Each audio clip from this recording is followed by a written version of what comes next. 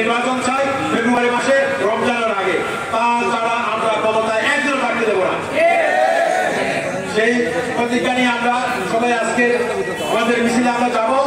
যারা এই আয়োজন করেছেন আজকের এই অনুষ্ঠান, তাদের সবাইকে আমি ধন্যবাদ জানাচ্ছি।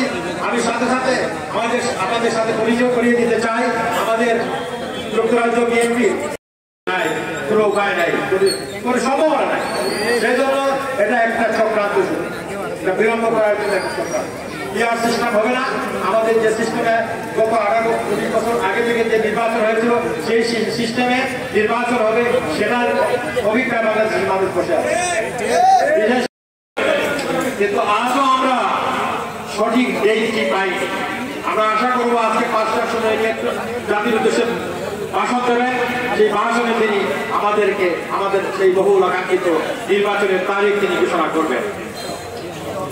এটা যদি না হয় তাহলে জিয়ার সৈনিকরা বসে থাকবে না।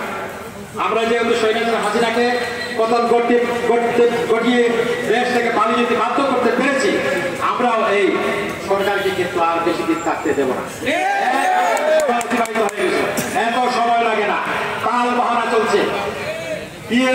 বিআর সিস্টেম, এই সিস্টেম বাংলাদেশের মানুষ জানে না। এই সিস্টেম করতে হলে একটা সংসদ লাগবে। এটা দলের ভারপ্রাপ্ত চেয়ারম্যান জনাব তারেক রহমান আর 17 বছর হয়ে গেল তিনি বিদেশে থাকতে হচ্ছে, দেশে আসতে পারছেন না। এর একটাই কারণ, এই স্বৈরাচার চেয়েছিল আজীবন ক্ষমতায় এভাবেই আমাদেরকে শাসন করতে। কিন্তু আল্লাহর রহমতে আমরা তাকে আন্দোলনের মধ্য দিয়ে আমরা সরাতে পেরেছি।